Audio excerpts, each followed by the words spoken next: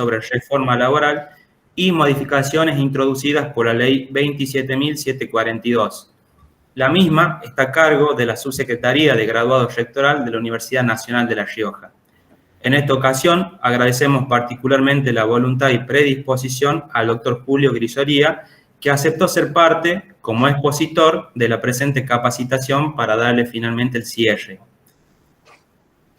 A continuación, vamos a leer el currículum resumido del doctor Grisolía. El doctor Julio Grisolía es juez nacional del trabajo, es abogado, doctor en Ciencias Jurídicas y Sociales de la UNSA, doctor en Derecho del Trabajo de la UNTREF, doctor en Derecho del Trabajo, Previsión Social y Derechos Humanos de la USAC y magíster en Derecho del Trabajo y Relaciones Laborales Internacionales de la UNTREF. Es además mención de honor, senador Domingo Faustino Sarmiento, otorgada por el Honorable Senado de la Nación Argentina. Es director y docente de la Maestría en Trabajo y Relaciones Laborales Internacionales de la Universidad Nacional de 3 de Febrero y del doctorado en Derecho del Trabajo de la UNTREF y miembro de comités académicos de doctorados y maestrías. Es docente de grado y posgrado en distintas universidades, entre ellas profesor titular de la Pontificia Universidad Católica Argentina, de la UCA, en la Universidad del Salvador, USAL, y en la Universidad Argentina de Empresa, UADE. Profesor titular regular, dedicación simple por concurso de oposición y antecedentes de las asignaturas de Derecho de las Relaciones Individuales del Trabajo Profundizado 1 y 2 del Departamento de Ciencias Sociales de la Universidad Nacional de 3 de Febrero. Es además miembro del Tribunal Evaluador designado por resolución del señor rector de la UNTREF número 1137/05. Es autor y coautor de numerosos libros de editorial Thomson Reuters, de la ley Abeledo Perrot y de editorial Estudio y de trabajos monográficos y artículos publicados en diversas revistas dedicadas al derecho de trabajo.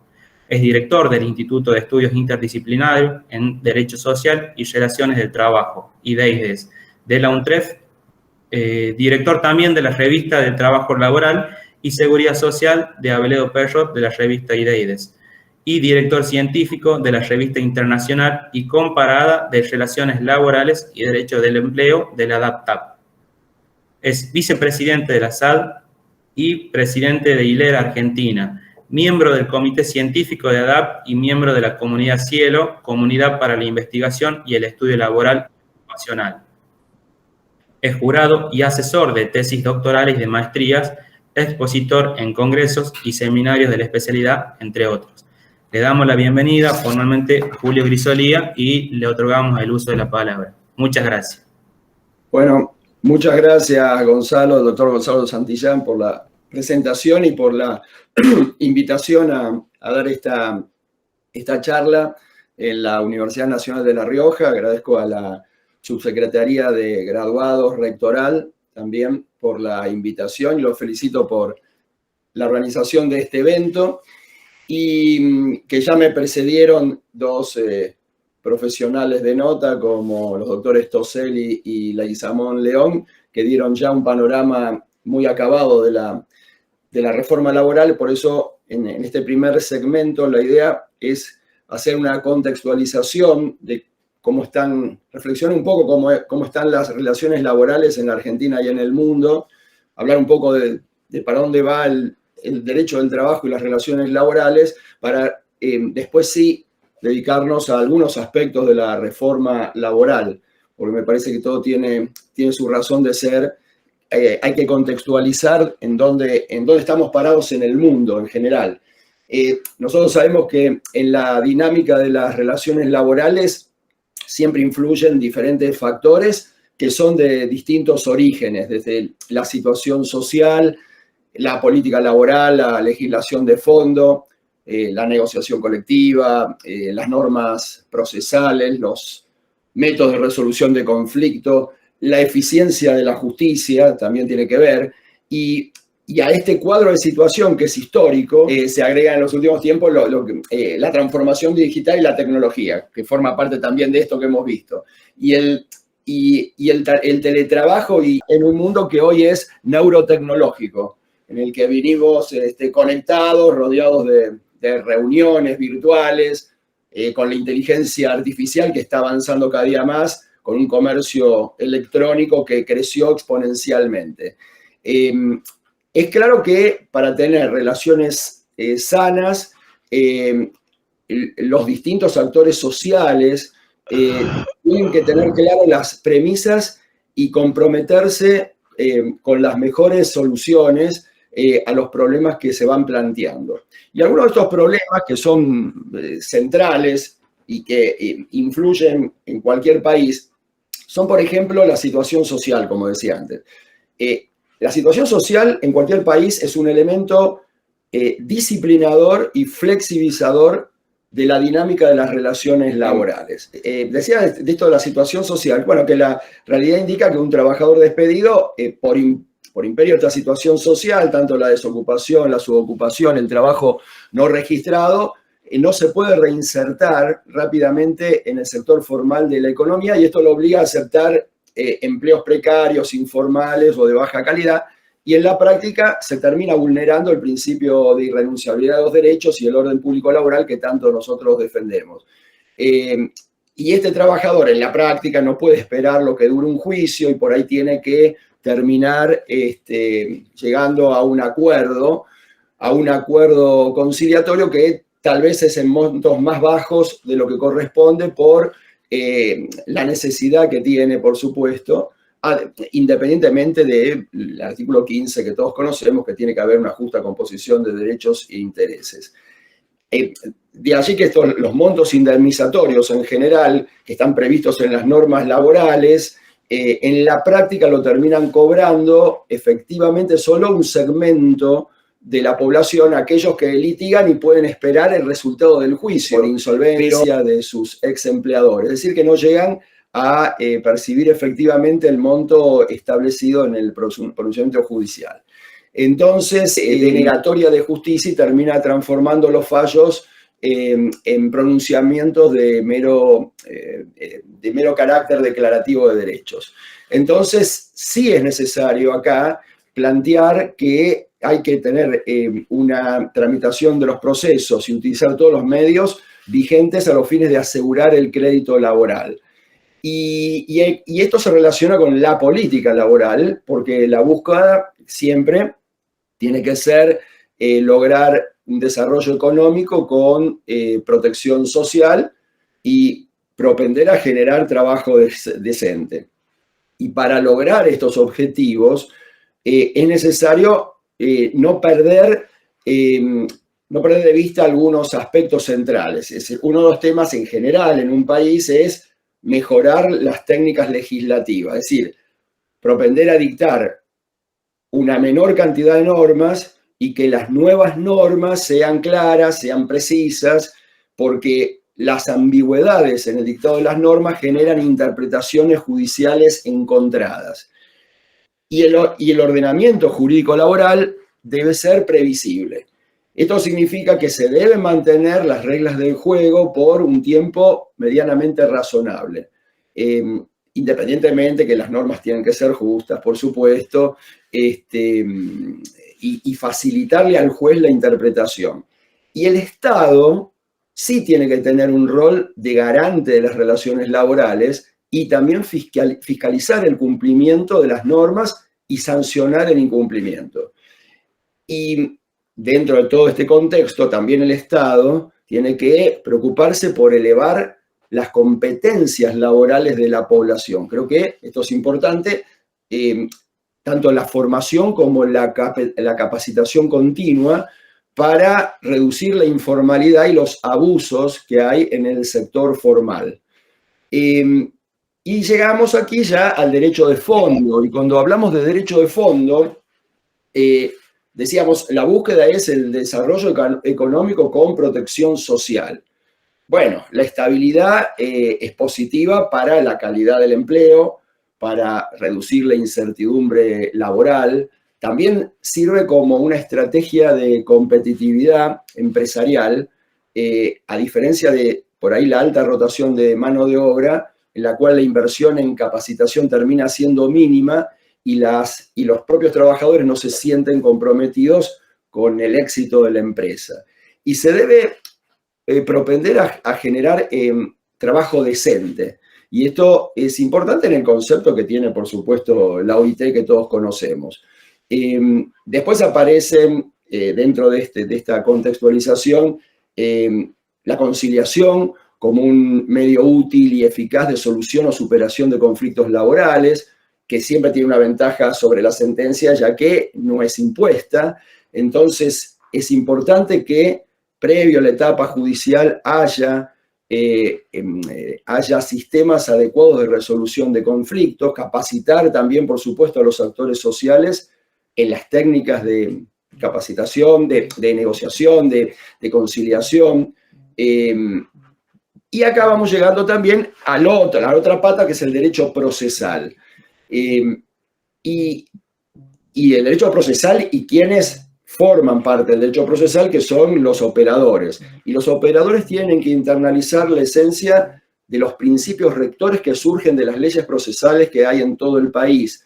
Entonces, si ustedes ven en general de las normas procesales, hablan de inmediación a través de la dirección y vigilancia del proceso por parte del juez, concentración procesal, economía procesal, bueno, un procedimiento más sencillo, es decir, simplificado, flexible, despojado de excesos rituales que no pueden prevalecer sobre la sustancia, y hay que utilizar todos los institutos vigentes y buscar otros medios a fin de asegurar, como decía antes, el crédito laboral. Y acá aparece también la otra figura central, que es el juez. Yo he escrito mucho sobre el rol del juez laboral, pero el juez tiene un papel preponderante en la dinámica de las relaciones laborales y en la política laboral, porque el juez es gestor de paz y de equidad.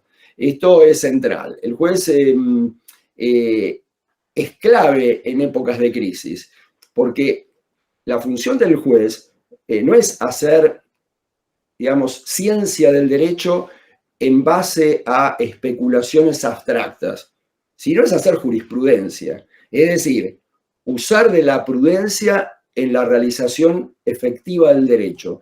Y el juez, yo siempre repito esto que me parece central también, el juez no puede renunciar conscientemente al deber moral de administrar justicia. Y en esta época no sirven los jueces de agua. Bueno, hablábamos de la equidad, hablábamos decía que lo que seguía era la figura del juez laboral, lo que hasta ahí más o menos llegamos. Y yo había dicho que, bueno, que lo que no sirven son los jueces de agua, es decir, los jueces inoloros, incoloros e insípidos, que en este momento realmente se necesitan jueces con compromiso social para todo lo que sigue. Y el factor humano es esencial también, así como en toda sociedad la persona humana es esencial en cualquier acción transformadora. Y acá, en lo que hace al mundo judicial, es importante la aptitud y la idoneidad de los distintos operadores, y son los jueces, los funcionarios, los miembros del Poder Judicial, los del Ministerio de Trabajo también, los conciliadores, los abogados de parte, por supuesto, los peritos. Es decir, se necesita una permanente capacitación, una actualización de conocimientos. Pero es fundamental la actitud y el compromiso. Carneluti, yo siempre cito una frase de Carneluti que dice que como la belleza de una música, la bondad de una ley no depende solamente de quien la compone, sino de quien la ejecuta. Y en esto los jueces tienen un rol realmente trascendente. En definitiva, cada uno desde su lugar, desde su función, sea más o menos importante, debe asumir su rol con compromiso social, siempre en el entendimiento que se debe hacer justicia en el caso concreto, que los créditos laborales son alimentarios, que deben ser efectivamente percibidos por el trabajador, que el tiempo es justicia, y que el derecho del trabajo es un derecho humano fundamental. Y dicho esto, que es como una gran introducción, nos vamos ya al mundo tecnológico, al mundo de hoy, porque lo que hemos hablado son las grandes premisas, ¿no?, de las relaciones laborales, derecho al trabajo, situación social, etc.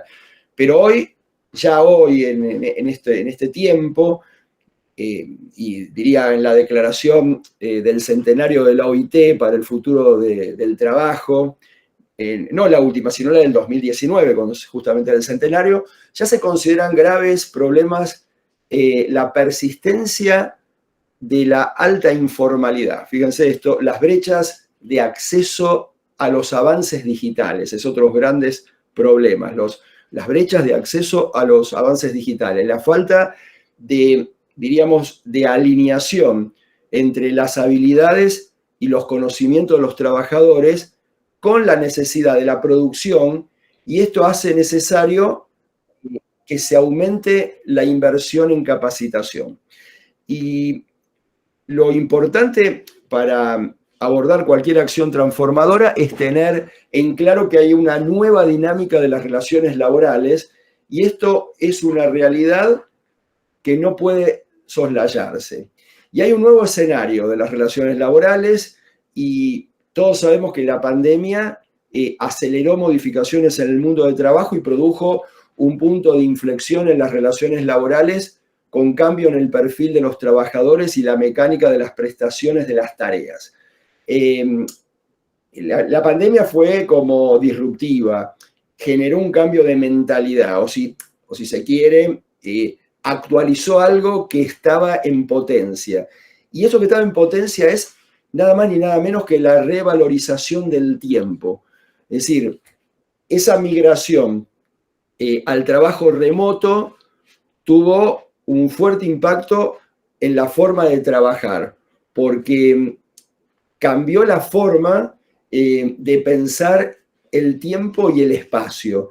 Y lo que empezó en el mundo con el teletrabajo de la pandemia se fue transformando lentamente en el modelo mixto o el modelo híbrido de la pospandemia, es decir, la coexistencia del trabajo presencial y el remoto en un mismo vínculo laboral, lo que nosotros llamamos teletrabajo seguro 3x2.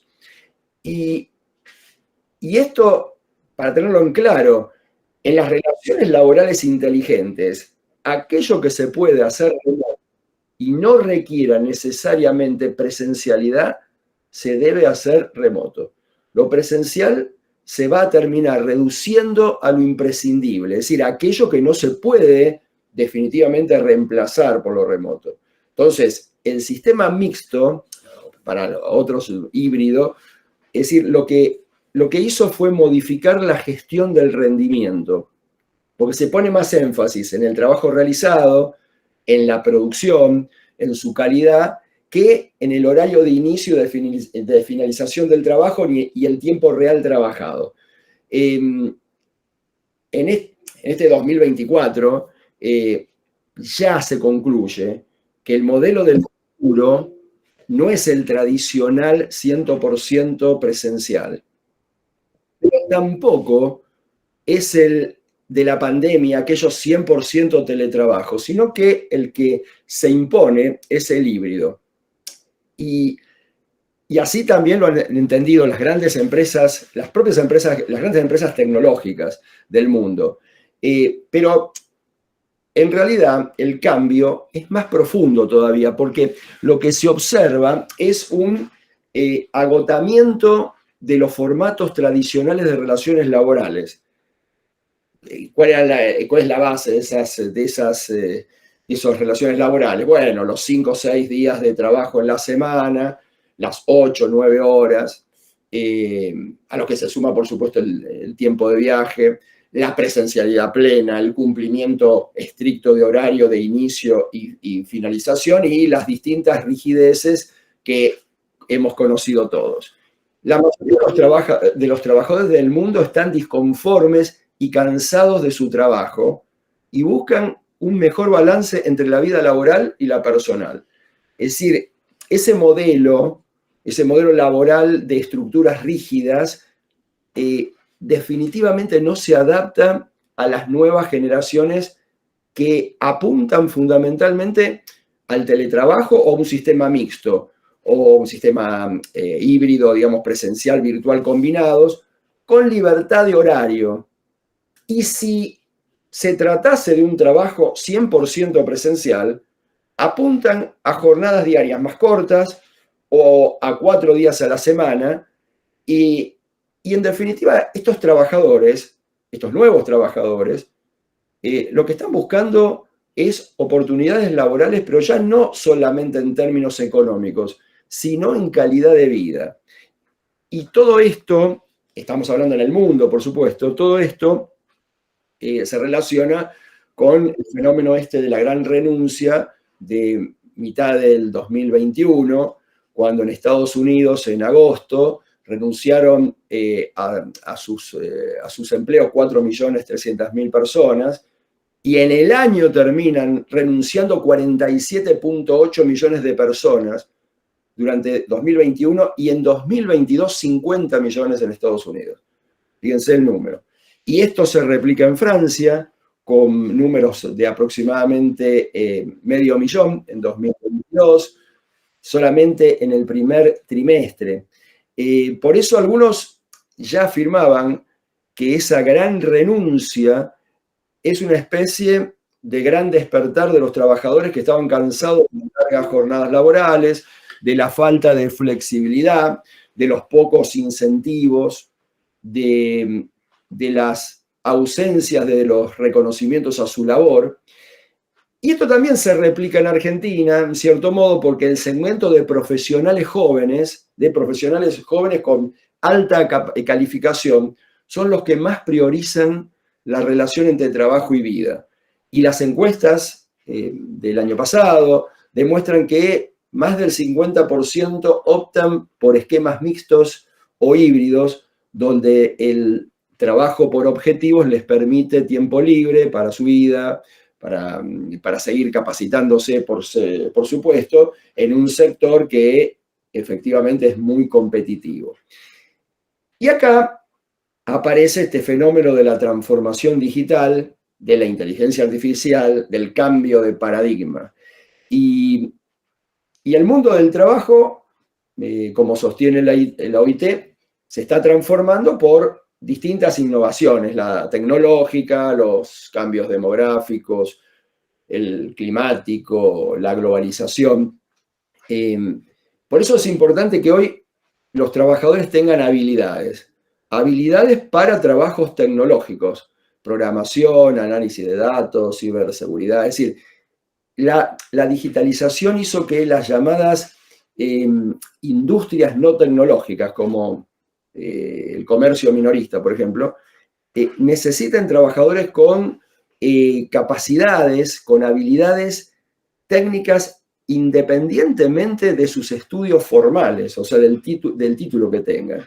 Y la inteligencia artificial, que ya está en todos lados, cada vez se va a incorporar más a las relaciones laborales y también se está incorporando lentamente en la justicia.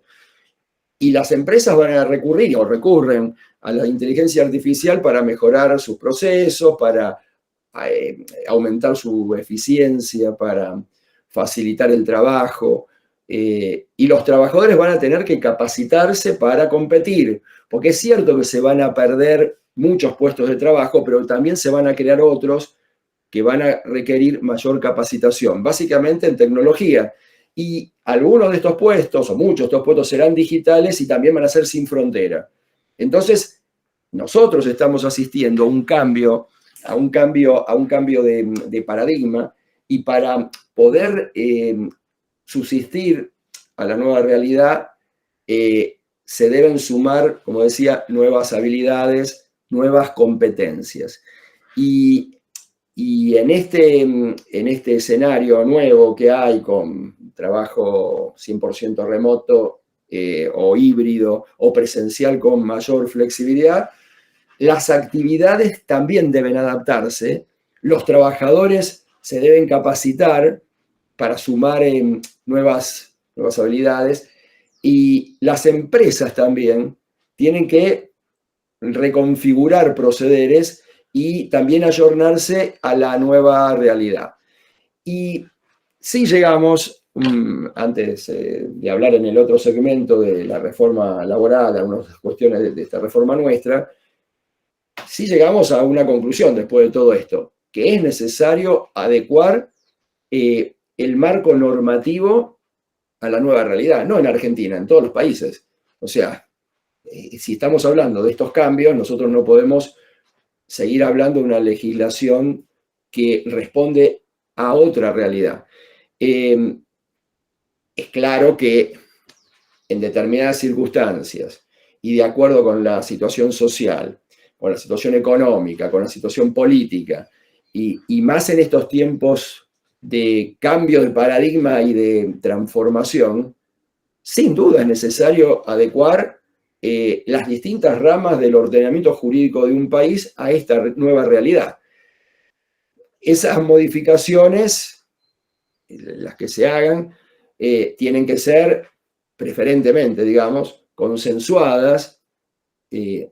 Su punto de partida, diríamos, como objetivo tiene que ser el respeto a la dignidad de los trabajadores. Estamos hablando de una reforma laboral en general en los países, y también al principio protectorio. Esto está claro, sí, estamos hablando protección de la dignidad de los trabajadores y trabajadoras, el principio protectorio, pero esa tutela, y este creo que es el tema central, esa tutela debe tener un sentido moderno y esencialmente finalista. Es decir, que la tutela debe ser efectiva, es decir, debe generar una verdadera protección, no, para decirlo de algún modo, no una protección meramente declamada, ya que esa protección meramente declamada se termina transformando en desprotección. O sea, que es una falsa protección que en la realidad termina desprotegiendo. Entonces, esa protección, esa nueva protección de la que hablamos, tiene que materializarse en los hechos con la generación de trabajo decente. Es decir, los trabajadores de hoy, las nuevas generaciones de trabajadores, lo que quieren es trabajar, o dicho de otro modo, quieren tener acceso a los empleos, trabajar en condiciones adecuadas. Y el empleador lo que quiere, el empleador de buena fe, por supuesto, lo que quiere es poder producir y generar ganancias. Eso está bien, porque los dos tienen que ganar. Es decir, porque son las dos caras de una misma moneda, tanto el trabajador como el empleador. Y el derecho al trabajo, nuestro derecho al trabajo, como yo lo he dicho mucho, se tiene que concebir en términos dinámicos, analizando los distintos institutos, en el contexto general, es decir, teniendo en cuenta los cambios a nivel social, económico, político, tecnológico también, entendiendo también que se debe legislar y tener un ordenamiento jurídico para los trabajadores actuales, y para los trabajadores del futuro, y no un ordenamiento jurídico para los que prestaron tareas en la década del 70, del 80 o del 90, ni para una realidad que ya no existe. Esto creo que es absolutamente central entenderlo, porque si no, los cambios que se vayan a hacer no van a ser positivos realmente. Se debe buscar, como diríamos, el punto medio aristotélico-tomista, si se quiere, en el cual como que el derecho del trabajo acompañe la evolución de la economía sin resignar, sin desvirtuar sus principios rectores. Es decir, esencialmente resguardando ese carácter protectorio, es decir, tutelar los derechos de los más débiles, que son obviamente los trabajadores. Pero esto no significa oponerse al progreso, porque el crecimiento económico es necesario y se debe lograr con desarrollo social, justamente para evitar el alto impacto que puede provocar en los países con menores recursos económicos, en los cuales el trabajo precario e inestable y las propias empresas también tienen una vida limitada, especialmente las pymes, las pequeñas y medianas empresas. Entonces, como consecuencia de todo esto, se puede obtener, digamos, una mayor productividad, se puede obtener crecimiento económico, manteniendo la esencia de la protección, de la legislación laboral, pero modernizando la normativa, es decir, protegiendo de otro modo, es decir, de una manera distinta, generando trabajo decente y la reinserción inmediata cuando se pierde el empleo, porque eso es una forma efectiva de tutelar derechos. Y para ir terminando esta primera parte de la charla, creo que para todo esto es muy importante el diálogo social y los consensos. Y sin duda, decíamos, hay que adaptar las normativas de trabajo a las nuevas realidades. Es necesario esta adecuación al nuevo escenario laboral. Hay que modernizar las relaciones del trabajo para promover efectivamente el empleo formal y esencialmente protegido. Y acá tienen, decía, un rol muy importante el diálogo social y la negociación, porque hay que buscar el objetivo común de lograr esto que vengo diciendo, del desarrollo económico con protección social y propender a generar empleo decente, como viene sosteniendo hace tantos años la OIT, porque el desarrollo económico no es un fin en sí mismo, sino que tiene que ser inclusivo con el fin de mejorar la vida de las personas.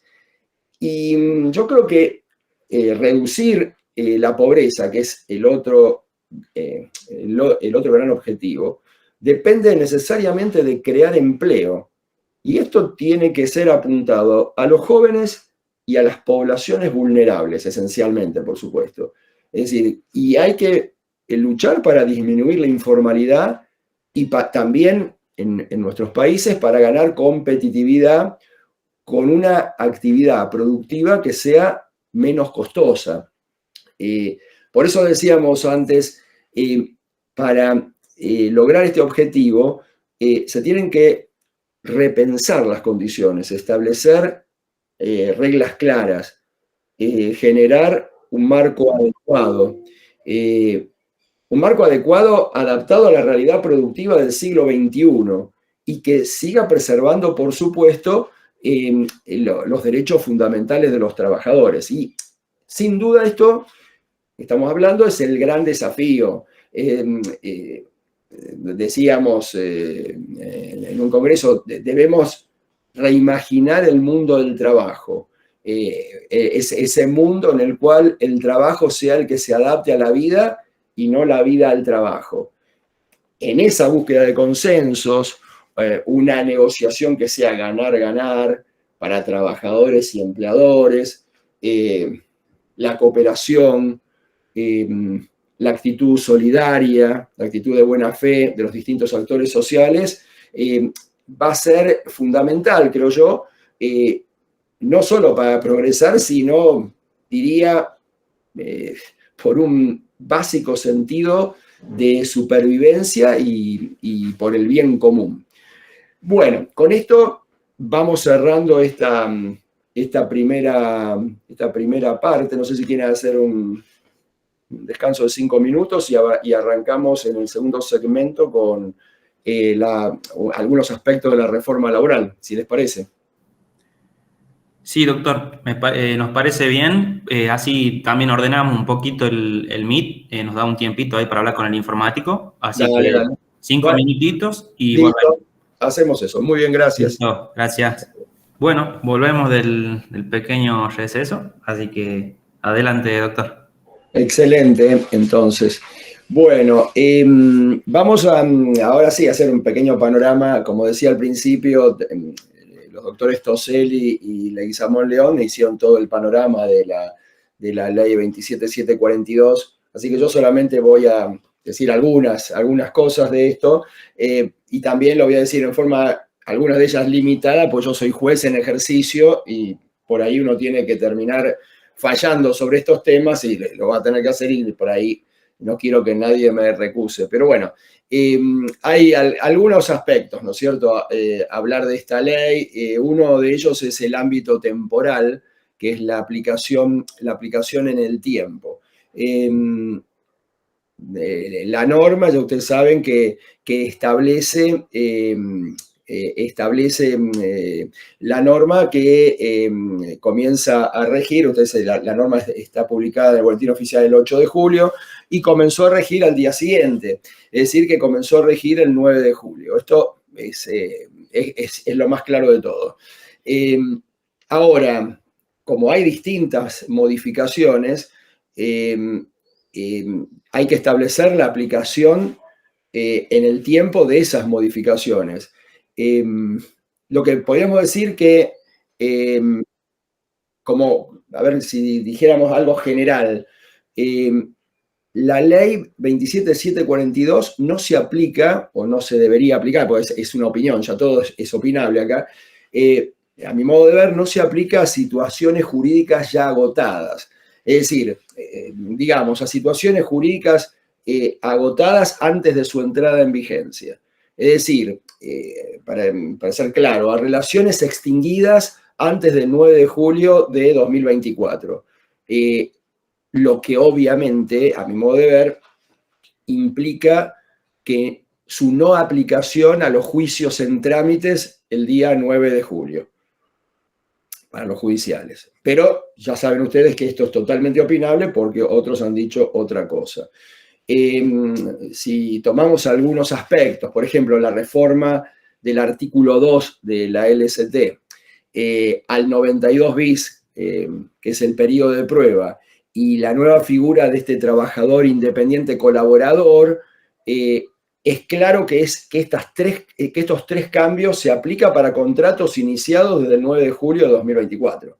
O sea, tanto en el artículo 2 como en lo que es el periodo de prueba, como el trabajador independiente colaborador, bueno, es para contratos iniciados desde el 9 de julio de 2024, porque las relaciones jurídicas anteriores se rigen por la ley vigente al momento de ser constituidas. Por ejemplo, en el caso puntual del periodo de prueba, si se hubiese iniciado el 8 de julio, el plazo es de 3 meses, no de 6, conforme la redacción anterior. Y esto es tan claro que el propio decreto 847-24, es decir, que fue publicado el 26 de septiembre, lo dice concretamente. Es decir, algo que, bueno, que no era tan difícil, pero bueno, lo dice, es aplicable a relaciones laborales iniciadas desde el 9 de julio, fecha en que comenzó la vigencia de la ley. Es decir, que las relaciones laborales iniciadas con anterioridad al 9 de julio se rigen por el periodo de prueba de 3 meses, conforme a la redacción anterior, que es el artículo 92 bis, según el texto, la 25877 del 2004. En cuanto a otras modificaciones, por ejemplo, la del 242, el tema de la injuria, el 245 bis, el tema del despido discriminatorio, el ámbito temporal acá lo marca el momento del hecho injurioso o discriminatorio. Es decir, si la injuria, en el caso del 242, o el acto discriminatorio se produce a partir del 9 de julio, es aplicable la 27742. Por ahí es más discutible el 23, la reforma del 23 de la presunción. En principio diríamos que se aplica a relaciones iniciadas a partir del 9 de julio, lo que obviamente, seguimos repitiendo, no es aplicable a juicios en trámites o iniciados con posterioridad al 9 de julio.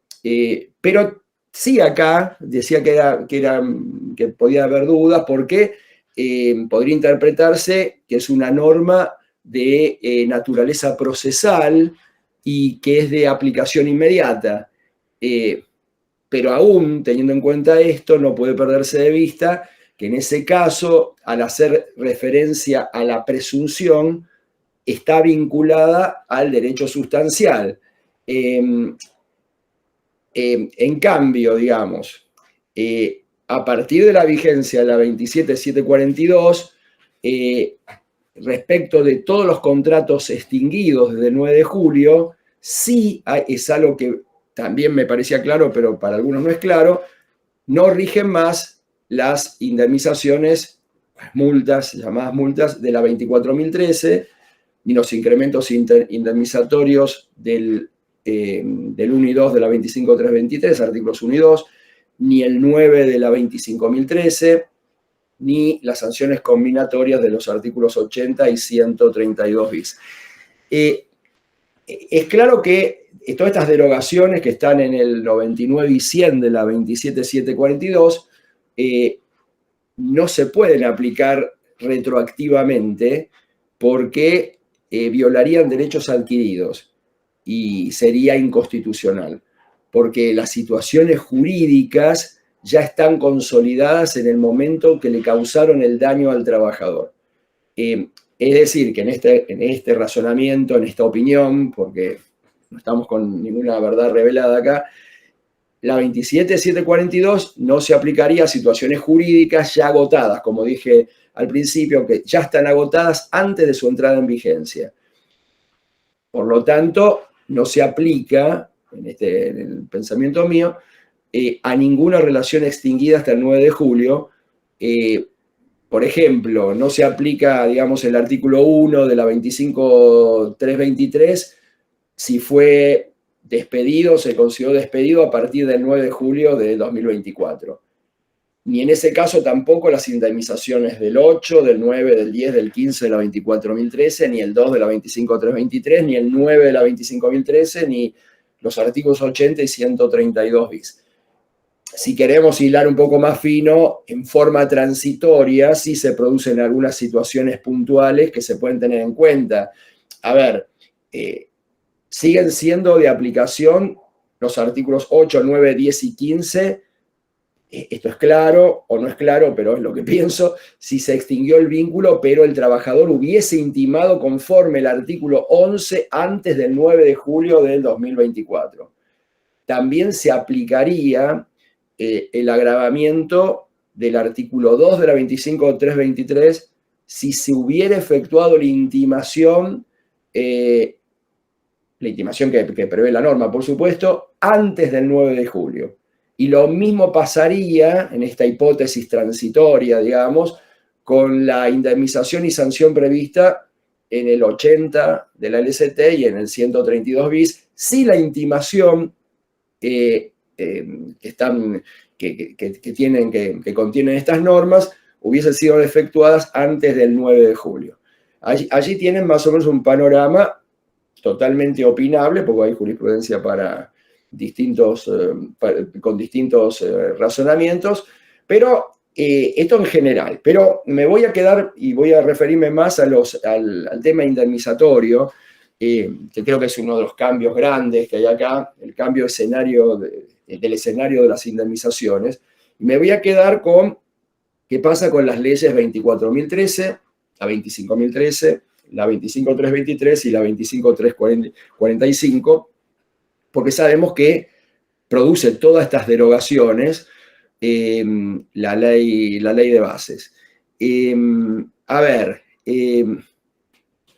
¿qué es lo que podemos decir de esto? Es claro que en lo que se refería a la registración laboral, la ley de empleo tenía un diseño que era adecuado con un sistema que apuntaba a la conservación del empleo y tangencialmente apelaba a la sanción. Esto hay que tenerlo en claro. La Ley Nacional de Empleo no fue una ley creada para generar sanciones o multas o indemnizaciones a los trabajadores. Fue una ley de regularización de las relaciones laborales pensada para que en su momento se regularizaran la mayoría de las relaciones que estaban en la informalidad, en forma no registrada, y que esas llamadas multas o indemnizaciones, multas, iban a ser aplicables a un segmento mínimo de empleadores que no cumplieran con la ley. Esto no fue así. La propia cultura del incumplimiento, diríamos, llevó a la aplicación masiva de sanciones. Es decir, lo que fue pensado como una excepción, terminaron siendo la regla y la registración de la relación laboral terminó siendo la excepción. O sea que no se logró el objetivo que tenía la propia ley, que era preservar el empleo, y lo que se terminaron expandiendo fueron estas llamadas multas y todas las sanciones, que en la práctica terminaron incrementando los montos de las indemnizaciones. Y la ley 24.013, a través de las llamadas multas, aunque siempre supimos que no eran técnicamente multas, sino que se trataba de indemnizaciones tarifadas. Y acá lo que se dijo en su momento y se ha escrito, ahora sí tiene una relevancia especial, si son multas o no, porque esa distinción ahora ya no es una disquisición doctrinaria, sino que tiene consecuencias prácticas, ya que si fueran técnicamente multas con naturaleza penal, podría aplicarse retroactivamente la ley más benigna. Este es el caso de las sanciones de la 25.212, es decir, que sí siguen vigentes. Por eso, según se considere la naturaleza jurídica penal o no, cambian las conclusiones respecto de estas multas o indemnizaciones.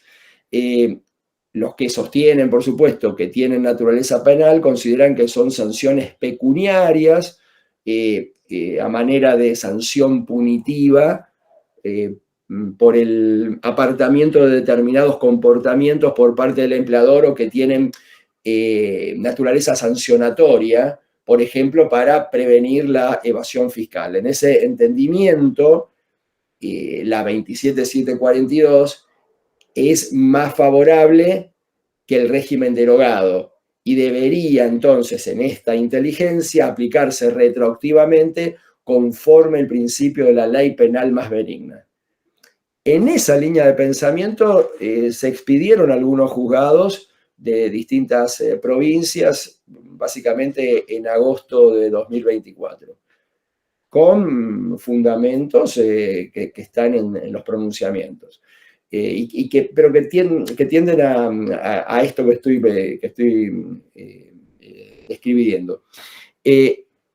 Sin embargo, yo entiendo que no se trata de multas propiamente dichas, sino de indemnizaciones que ingresan al patrimonio del trabajador, ya que en realidad su principal función es reparar el daño que sufrió este trabajador generado por la no registración del contrato. Solo accesoriamente tiene funciones de disuasión o de punición de una conducta disvaliosa. Por lo tanto, a mi modo de ver, hay que estar al artículo 7 del Código Civil y Comercial de la Nación y aplicar la ley vigente al momento del hecho. Esto es la 24.013, la 25.323 o la 25.345. Y en este sentido sí se expidió la Cámara Nacional de Apelaciones del Trabajo en un fallo, a ver si lo tengo por acá, al fallo, sí, fallo Cordini con Comisión Nacional de Regulación del Transporte de agosto del 2024, que justamente dice esto, dice el derecho al cobro de las indemnizaciones y agravamientos indemnizatorios reclamados en función de las leyes 25.323 y 25.345 ha quedado perfeccionado en el caso con notoria anterioridad a la entrada en vigencia de la nueva normativa, por lo que siendo la sentencia emitida al respecto declarativa y no constitutiva de derechos, se ha aplicado al presente la normativa vigente al tiempo de sucederse los hechos sometidos a juzgamiento. Esto es lo que está diciendo el fallo, que en el mismo sentido de lo que venía diciendo yo. Es decir, en síntesis, la 27.742 no afecta a los derechos que fueron adquiridos y que dieron base a agravamientos indemnizatorios generados y perfeccionados con anterioridad a su sanción. Por ejemplo, si el distracto y la totalidad del intercambio epistolar, telegráfico, se produjo con anterioridad a la sanción de la 27742, no podría alterar relaciones jurídicas y modos de extinción que quedaron perfeccionadas dentro del marco legal anterior. Y en este sentido también se expidió la Suprema Corte de la Nación el fallo Domínguez con Muresco, que es de agosto, del 13 de agosto del 2024. Fíjense que esa derogación que hace los artículos 99 y 100, ya desde otra óptica, tampoco puede considerarse inconstitucional. ¿Por qué digo esto? Porque justamente no hay una garantía constitucional vulnerada. Por ejemplo, la 24.013 es una norma instrumental para regular el empleo. Una cosa es que una norma sea cuestionable o no, y otra cosa muy distinta es que tenga carácter inconstitucional per se, estamos diciendo, ¿no? Puede ser que en algún caso en puntual devenga inconstitucional, pero no es inconstitucional en sí misma. Parte de la doctrina, en el entendimiento de que el trabajador no registrado y el mal o defectuosamente registrado es un discriminado, porque no tiene los mismos derechos que el registrado, parte de la doctrina sostiene que a partir de la vigencia de la 27742, si se trata, por ejemplo, de un trabajador no registrado, podría pedir que el empleador lo regularice y en su caso ese incumplimiento generaría un daño que ahora debería probarlo, por supuesto, porque no hay tarifa. Pero tratándose de una discriminación que encima no está contemplada en el 245 bis, el nuevo, que incorporó la propia 27742, podría, por ejemplo, y acá empezamos con las diferentes hipótesis, podría pedir la reinstalación o podría pedir una reparación extratarifada, ya sea invocando la 23.592, la ley antidiscriminatoria general o invocar el Código Civil y Comercial de la Nación. Podría, estoy hablando siempre en potencial, podría intimar bajo apercibimiento de la ley 23.592 y el juez podría presumir el daño causado por la no registración y fijar una reparación extra patrimonial. El trabajador tendría, en este caso, derecho a reparaciones extratarifadas y el empleador tendría que pagar una indemnización razonable de daños y perjuicios, el daño patrimonial, el extrapatrimonial y el proyecto de vida. Ahí sería uno de los cierres de los temas más controvertidos. Pasamos a otro tema, salpico así 2 o 3 temas para más o menos completar esta media hora. Otro es el tema indemnizatorio en sí mismo, el fondo de cese, por ejemplo. Que el fondo de cese, a ver, esta figura del fondo de cese es una figura que aparece como sustitutiva del artículo 245 de la indemnización del despido, primero para la actividad que se trate, pero la norma deja aclarado que solo es mediante convenio colectivo de trabajo, es decir, que se requiere aquí una vía de negociación colectiva de las partes involucradas. El decreto 847 reglamenta todo esto en forma bastante detallada, determina las características, el alcance del fondo de cese laboral. Solamente digo 2 o 3 cosas de esto, digamos, como un dato de interés. el convenio 158 de la OIT del año 1982, que no fuera ratificado por Argentina, sí admite la posibilidad de modificar la indemnización por antigüedad por un fondo de cese. Fíjense que si nosotros planteamos desde la asepsia jurídica, no se podría decir esto es inconstitucional tal cual ha sido concebido. O sea, a ver, el 14 bis habla de protección contra el despido arbitrario. Esa protección contra el despido arbitrario, establecido en la manda constitucional, el legislador la materializa en una indemnización tarifada. Este es el mandato constitucional. El fondo, obviamente, debe otorgar una reparación que diríamos relativamente equivalente al 245, para pasar el filtro de la constitucionalidad, claramente.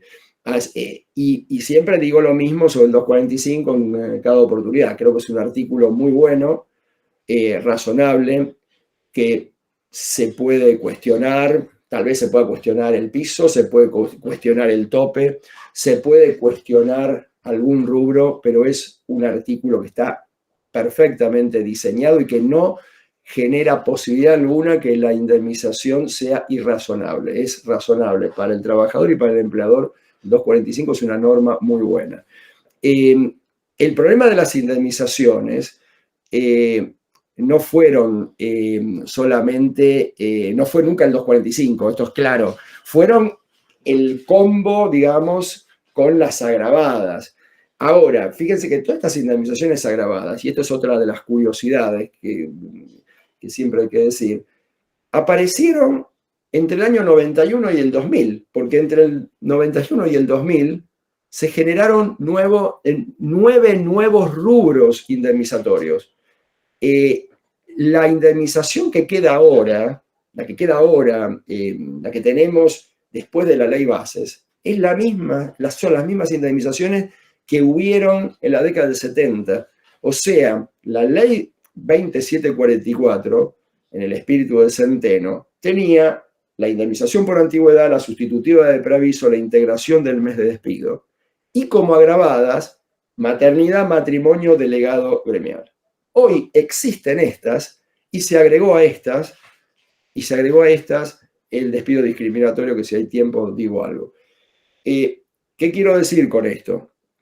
Que lo curioso es que en la época de mayor flexibilización en la Argentina se incorporaron 9 rubros que cambiaron el diseño de las indemnizaciones. Este no es el tema como para hablar hoy, pero bueno, lo claro del fondo, de este tema del fondo de cese, primero que no es obligatorio, que no hay ninguna imposición, que es una alternativa, una opción, una posibilidad, que debe estar obviamente previsto en un convenio colectivo de trabajo, es decir, que la opción es colectiva y no individual, que puede ser inclusive optativo para las empresas de un determinado sector. O sea que se trata, digamos, de una, diríamos, disponibilidad colectiva limitada, sustitutiva, sí, pero limitada a la indemnización por antigüedad y algún otro rubro, que puede ser una gratificación,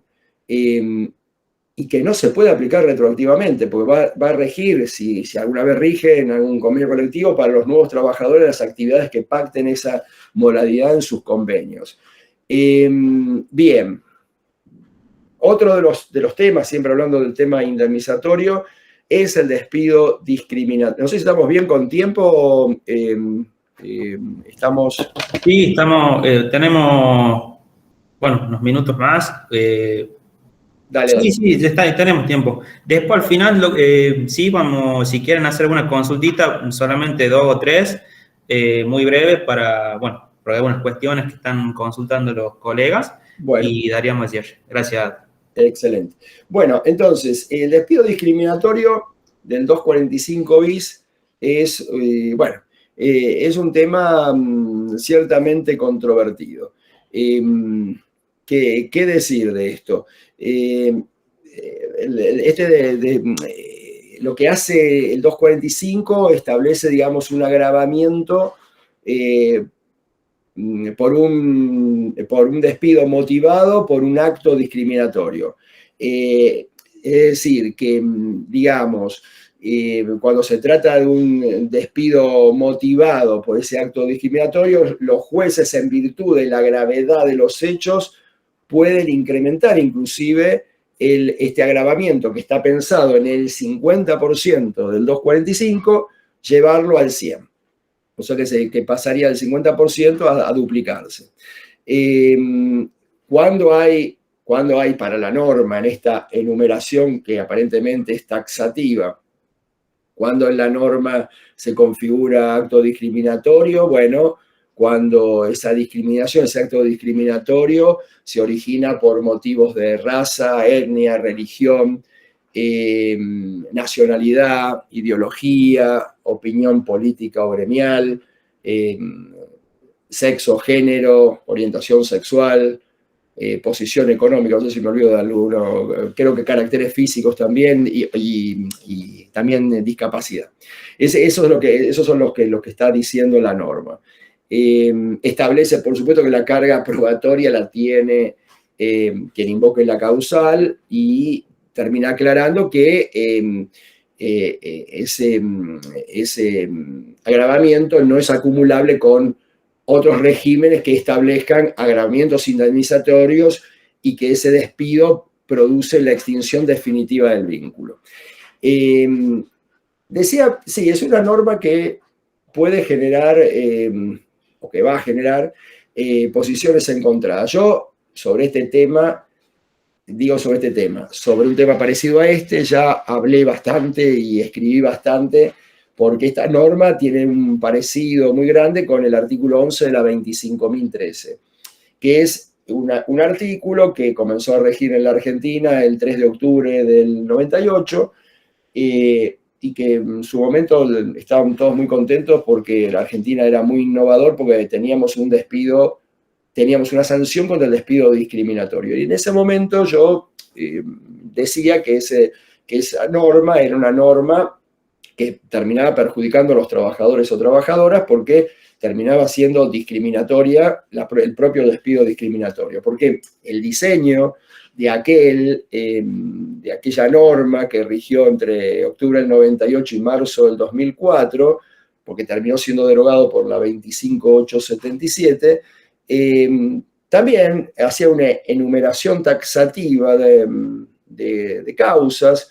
raza, sexo, religión, orientación sexual, ideología o opinión política o gremial, y le otorgaba un 30% más de la indemnización por antigüedad.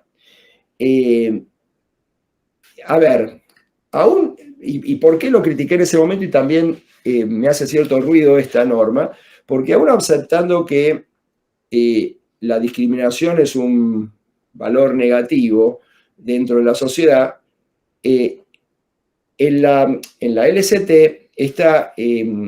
esta causal de despido no estaba prevista especialmente, sin perjuicio de lo que decía el 17 y el 81, que prohíbe las conductas discriminatorias del empleador, y estamos hablando del principio y el deber de igualdad y no discriminación, por supuesto.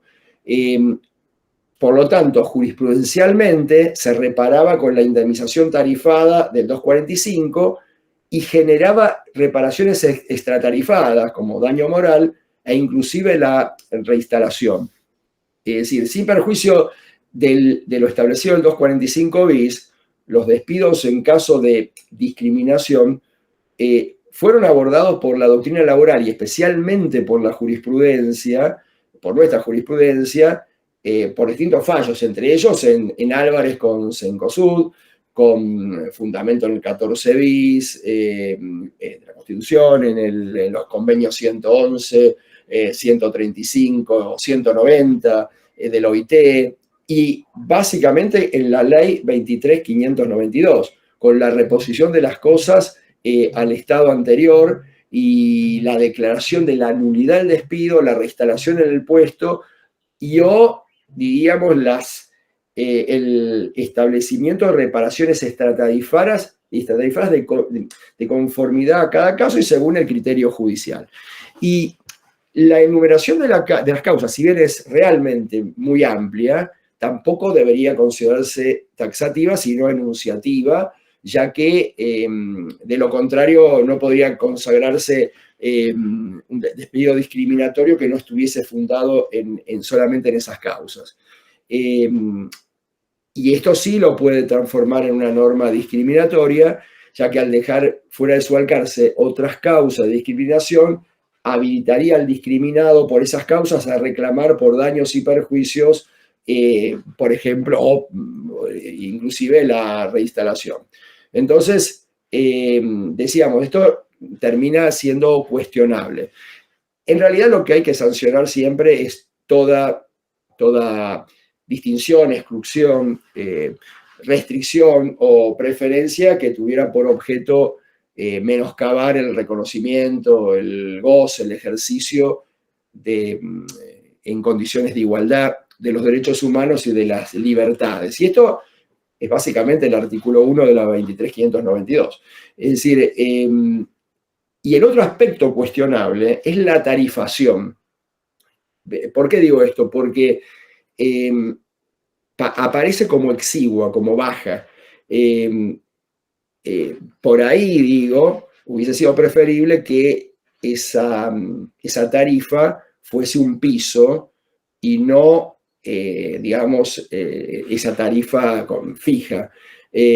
Digo un piso, decir, bueno, será del 50%, o si quieren el 100%, y los jueces, según las circunstancias, podrán establecer un monto mayor, y punto. Y no decir 50, tomar como piso el 50, porque por ahí el 50% de un despido de un trabajador de bajo salario y de poca antigüedad, el monto de la discriminación va a ser realmente bajo. Entonces, y la discriminación es la misma, porque el acto discriminatorio es el mismo, pero atento, el bajo monto de la indemnización del 245 también va a ser muy bajo el monto de discriminar en esos casos. Y respecto a la carga de la prueba, que sí, que sabemos que incluye indicios y presunciones, puede ser también cuestionable colocarla exclusivamente en cabeza del trabajador, ya que el empleador, en distintas situaciones, se puede encontrar en mejores condiciones de demostrar que no haya existido esa conducta discriminatoria y que al trato desigual respondía a razones objetivas, que es el principio, por supuesto, procesal de las cargas dinámicas. Después, otros cambios, digamos, el periodo de prueba, no hay una modificación muy importante, realmente pasa esto de 3 meses a 6 meses como regla general. Sí, se posibilita esto de que por vía de la negociación colectiva, a través de un convenio colectivo, se extienda a 8 meses o a 1 año, dependiendo de la cantidad de trabajadores que tenga la empresa, es decir, hasta 8 meses es para empresas de 6 a 100 trabajadores y de 1 año en aquellas empresas que tengan hasta 5 trabajadores. Básicamente me parece que después sí hay otros temas, pero ya me parece que estamos ya excedidos de tiempo, estamos casi a las 7. Así que más o menos ha sido un panorama de algunos de los tantos aspectos que tiene esta norma, pero lo que yo quería era hablar de esta norma previo a explicar todo aquello del marco general en el mundo, porque las reformas son necesarias. Después veremos si son buenas o malas, pero no hay que negarse a los cambios, me parece, porque es estrictamente necesario para que los trabajadores estén mejor, las empresas estén mejor, que la normativa, el orden jurídico general responda a las realidades y no que sea una sumatoria de derechos que son vacíos en el fondo, que a veces nos pasa tener muchos derechos declamados, pero los trabajadores que no están bien realmente. Entonces, creo que hay que apuntar, por eso yo digo, siempre tener ese marco. Creo que la gente más joven, las nuevas generaciones, y uno lo ve también con los propios colaboradores, los equipos de trabajo que uno tiene, cuando yo dije lo que digo, me baso también no solo en lo que uno lee o ve en el exterior, sino lo que en la experiencia propia de recorrer el país, de recorrer distintos países también, y ver las realidades de las relaciones laborales de hoy. O sea, me parece que hay que legislar sobre realidades y no sobre ficciones. Bien, no sé si quieren decirme algo. Buenísimo, ¿Estás ahí? sí, buenísimo, doctor. La verdad que excelente. Nosotros, bueno, venimos ya con o sea, tuvimos dos expositores anteriormente, como bien lo decía, el doctor Toselli y el doctor Leguizamo León, que ahí lo veo que está conectado también, y hemos tenido diferentes opiniones respecto, ¿no?, al impacto, las consecuencias de la reforma, entendiendo que es muy reciente y que, por supuesto, va a haber interpretaciones, tanto en lo judicial, ¿no?, en la magistratura, como así también en el foro, ¿no?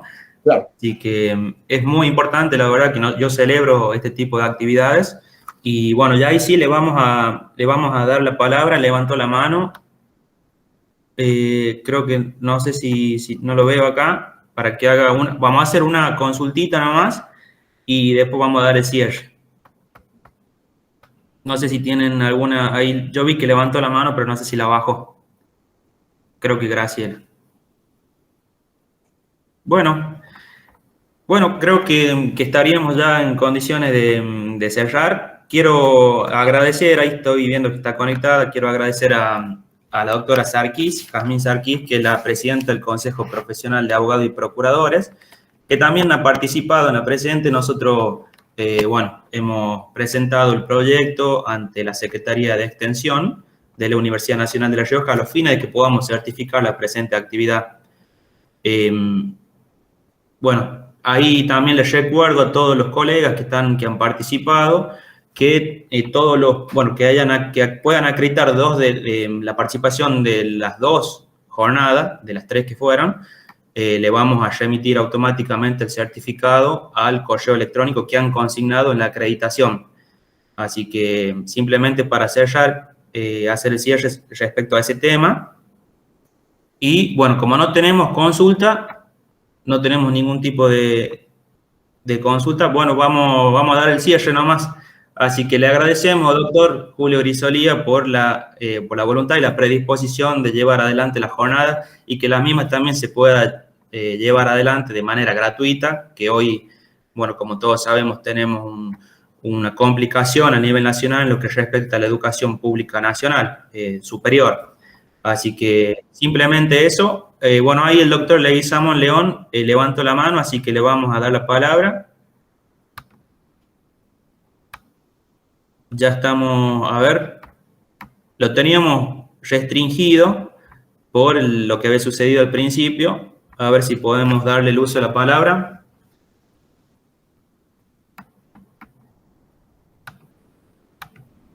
Doctor, ¿puede encender el micrófono o no?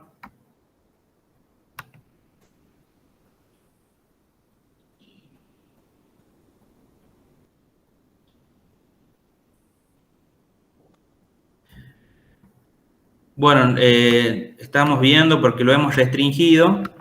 No, yo le mando un saludo muy especial al doctor Leguizamo León, que lo conozco hace muchos años, así que lo estoy viendo allí. Te mando un saludo, la verdad que un gusto verte, como siempre.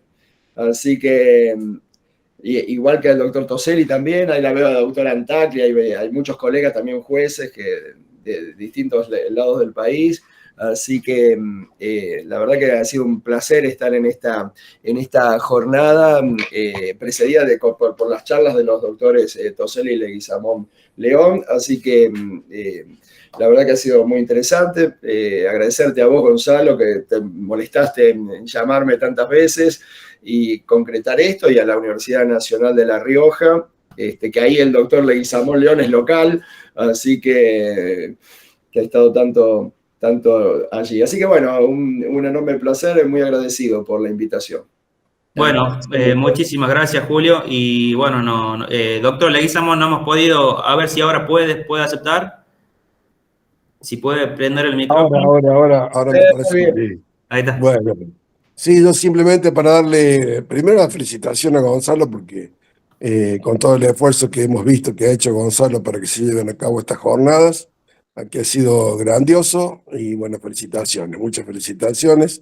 Y bueno, saludarlo a Julio Querido, que es un amigo con quien hemos compartido un montón de tiempo. He sido alumno en la maestría que él dirige, todavía soy maestrando porque debo todavía la tesis, pero algún día va a ser. Ahora tal vez que tenga un poco más de tiempo por las tardes pueda, en mi nueva función de magistrado. Pero bueno, ahí también está Gracielita Antacli, una gran amiga. Y bueno, abrazarte, Julio querido, felicitarte por la disertación. Y bueno, Julio es una persona que ha confiado en mí en muchas oportunidades, me ha llevado a disertar a distintos lugares del país. Y bueno, ese agradecimiento quiero hacerlo público. Un abrazo grande. Sos un querido amigo y un gran profesor y un jurista. Así que la verdad que una enorme alegría verte. Bueno, muchísimas gracias, Julio. Muchísimas gracias. Muchísimas gracias a todos entonces los participantes y bueno, para la próxima actividad seguramente nos volvemos a encontrar. Muchísimas gracias, damos el cierre. Hasta luego, que estén muy bien. Buenas tardes. Buenas tardes. Hasta siempre.